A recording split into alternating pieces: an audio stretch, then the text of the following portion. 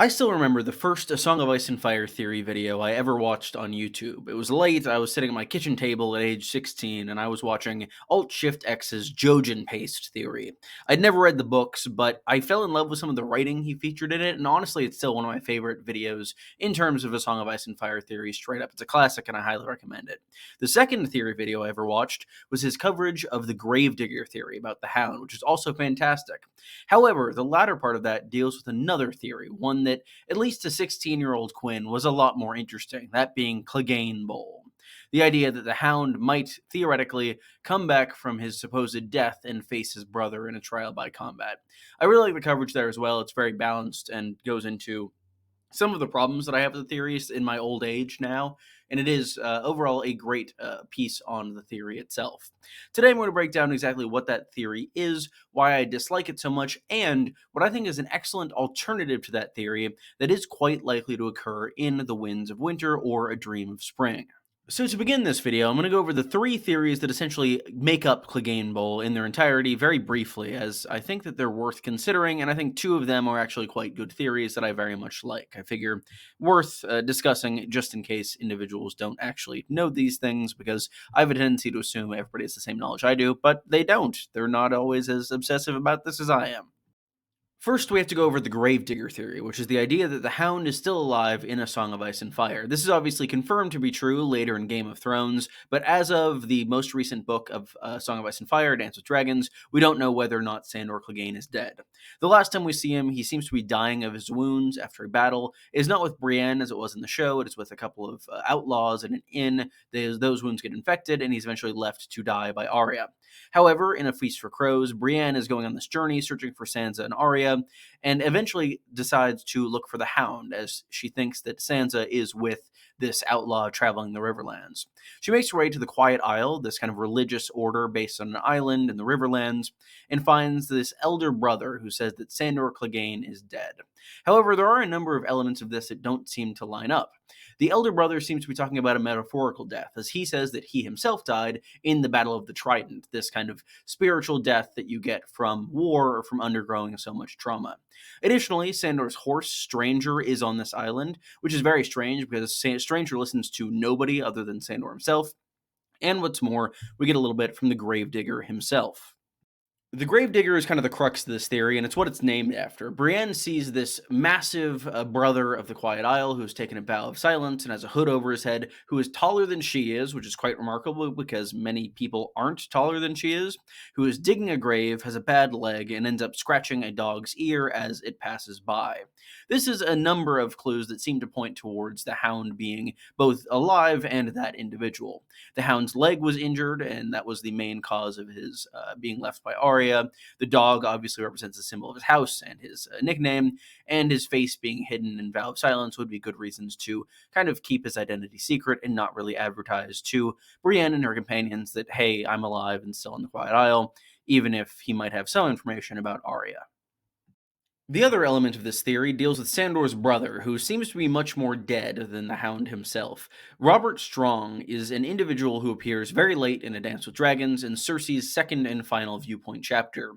He is a new Knight of the Kingsguard who does not speak, because he's also taken a vow of silence, some interesting symmetry with the Gravedigger there, but he seems to be very strange in that he matches the physique of one character exactly, who we've not seen in a long time because he was dying, and overall fans seem to think that Robert Strong is Gregor Clegane, as Gregor's body was given to Qyburn to do all of these dark experiments on in A Storm of Swords and A Feast for Crows, and we hear that that work is eventually completed, though we don't actually see directly what that completion is. People think that Qyburn was somehow able to reanimate the corpse of the Mountain, and through that is able to put a mask on him and have him be this Knight of the Kingsguard who will stand as Cersei's champion in her trial by combat. That is obviously ignoring the fact that Robert Strong is clearly the last person who died in King's Landing before Robert Strong was revealed, that being Giles Rosby, so I think that's much more likely than it being the Mountain or something absurd. Cleganebowl itself is the idea that these two brothers will fight to the death at some point in the Winds of Winter. Specifically, the main event that it seems to be building towards is the idea that, as I've stated earlier, Robert Strong is going to be Cersei's champion, in all likelihood, in her trial against the Faith of the Seven for these crimes she's been accused of by the High Sparrow, assuming she doesn't just blow up the Sept like she does in the show. there's the thought that the Faith of the Seven needs to name a champion of their own. It doesn't really matter that really anybody in King's Landing would be on not Cersei's side at this point. People think that the Hound, weeks and weeks away from King's Landing, would somehow hear about this, or through his connection with the Faith, would be contacted to come and serve as their champion in this battle against his brother to help preserve the justice of the gods. As I've said, I really don't like this theory. I think that it does happen in the show to an extent, not with a trial by combat, but with a battle between these two brothers, and I think that battle very much shows exactly what I don't like about this theory. Sandor's arc and story throughout A Song of Ice and Fire and Game of Thrones seems to be centered around kind of finding out himself, finding out who he is, and figuring out that he is able to define his life in other ways than purely violence. There is somewhat of a good heart in there. He cares about people, specifically the Stark sisters. And we see that develop through A Storm of Swords and A Clash of Kings, with his relationships with Arya and Sansa, respectively. The fact that he retires onto the Quiet Isle seems to be a very good ending to his story. He is essentially resigning to a life of peace and really not bothering with continuing violence. The only instance where I would be okay with the Hound returning to violence would be to defend one of these individuals he seems to care about, but returning simply to exact vengeance against a brother seems to go exactly against a lot of George R. R. Martin's themes and storytelling that we see throughout the rest of the series.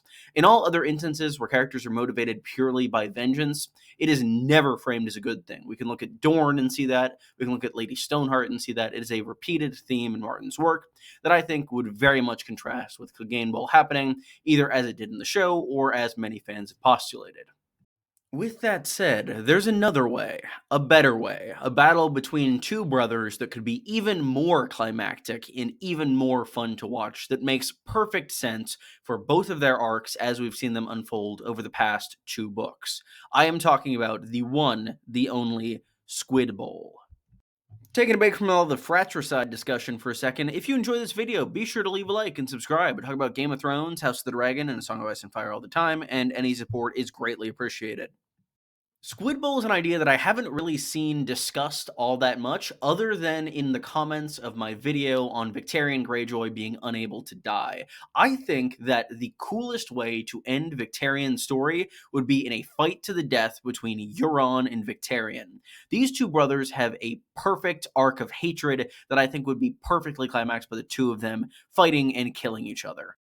Victarion is debatably more important of a character than either the Hound or the Mountain by virtue of being a viewpoint character. With that said, he is still probably not as important thematically, but that fact could be to this theory's benefit. The fact that there isn't some story of redemption and walking away from violence with the Hound rather than Victarion, it's really a great potential avenue for Martin to take. Rather than destroying this redemption story, he can have this dumb as a stump captain just destroy his brother as he's been planning and plotting to do through every chapter where we've been in his head. It would make a ton of sense for Victarion to be the one to take Euron out, because giving that some thought, I don't really know who would take Euron out. Euron seems to be on a path towards eldritch power of some kind or another. I've heard people postulate that he might be killed in Old Town by Sam or by Alaros or by somebody. Overall, that could be interesting, but I still think that if we're thinking of an overall arc for Euron as a villain, it seems like it'd be way too early to kill him off that soon into the Winds of Winter.